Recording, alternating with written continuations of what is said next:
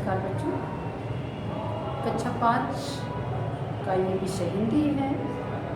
हिंदी विषय में आप लोगों को दो धूर्त कहानी जो थी वहाँ तक आप लोगों को पढ़ाया गया। अब उसके आगे देखिए, ये पाठ 8 था, दो धूर्त। अब 9वां पाठ के पहले आप लोगों को दिया गया है वन एक राष्ट्रीय संपत्ति। ये केवल पढ़ने के लिए है बच्चों, इसमें आप लोगों को बुक वर्क या कॉपी वर्क नहीं करना है। वन एक राष्ट्रीय संपत्ति आप लोगों को तो जैसा कि पता ही होगा कि वन हमारे जीवन के लिए कितना आवश्यक है। अगर हम वनों की सुरक्षा नहीं कर पाएंगे, वनों को काटने से नहीं बचा पाएंगे, तो एक दिन हमारा जीवन बहुत बड़े संकट में फंस जाएगा। वन ये क्या है? ये जैसे कि आप देख रहे हैं शीर्षक ही राष्ट्रीय संपत्ति। ये वन एक राष्ट्रीय धरोहर है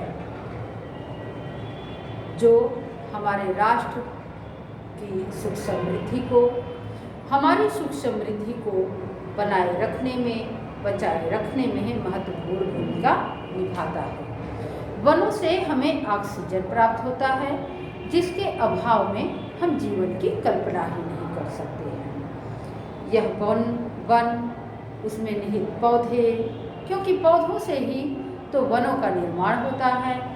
पौधे ये जल की नमी को हमारी धरती में बनाए रखते हैं। वन जिससे हमें ईंधन प्राप्त होता है, घरेलू उपकरण जिससे तैयार होते हैं, जिसमें तमाम औषधीय वृक्ष भी लगे होते हैं जो हमारे रोगों का उपचार करते हैं। ऐसे बहुत सारे संसाधन हैं जो हमें वन से प्राप्त होते हैं।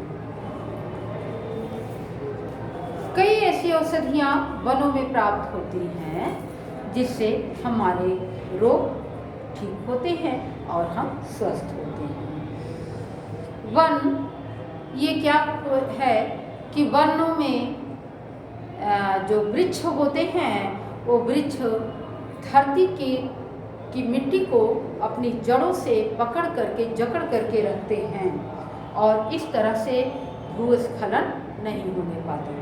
भूस्खलन को भी नियंत्रित करने में वनों की महत्वपूर्ण भूमिका होती है। ये वन नदियों के किनारे की मिट्टी को भी कटने नहीं देते हैं।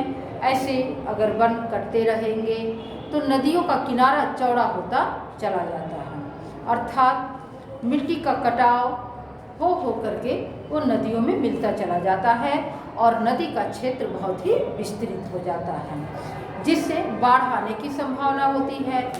जब वर्षा ऋतु में जल बरसता है बहुत अधिक मात्रा में, तो जब नदियों का किनारा बहुत अधिक चौड़ा हो जाता है तो पानी दूर दूर तक फैला रहता है और वो गांव तक पहुंच जाता है, गांव के घरों को भी नष्ट कर देता है।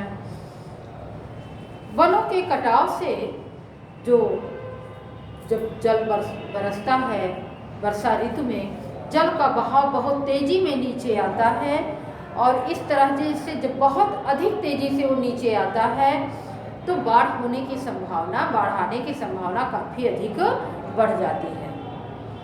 और जब बहुत अधिक तेजी से वो नीचे आता है तो धरती में जो सोखने की शक्ति होती है वो धरती भी जल को पूरी तरह से नहीं सोख पाती है और इस तरह से धरती के गर्भ में भी जल का अभाव होता चला जाता है।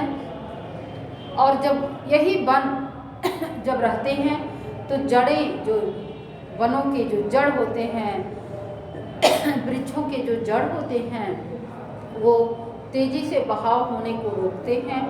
जल रुक करके कहीं उसे अवरोध मिलता जाता है और वो रुक करके जल नीचे आता है तो धरती जो है वो जड़ों से जल को खींचती है, तो वहाँ पर धरती के गर्भ में जल का अधिक मात्रा में शोषण होता है। सोखती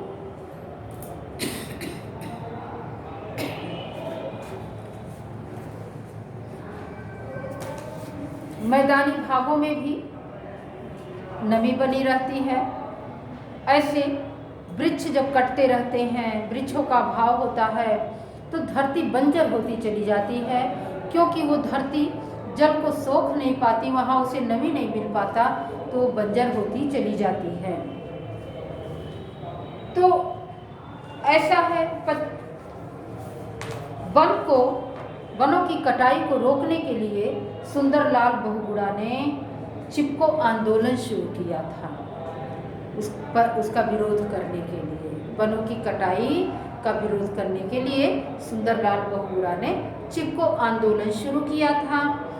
और बाद में भी कर्नाटक में चिपको आंदोलन शुरू किया गया।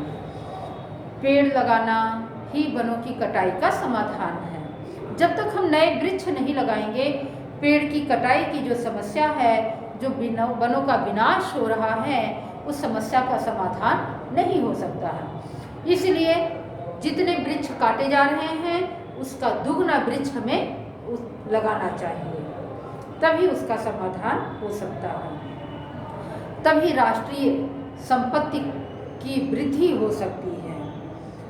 जब वनों की कटाई को फिर से पूरा किया जाएगा, वनों की कटाई होने के बाद जब हम उसका दुगना वृक्ष लगाएंगे, तो फिर लहलहाते हुए वन हमें दिखाई देंगे और हमारी भूमि उपजाऊ होगी, उर्वरक होगी।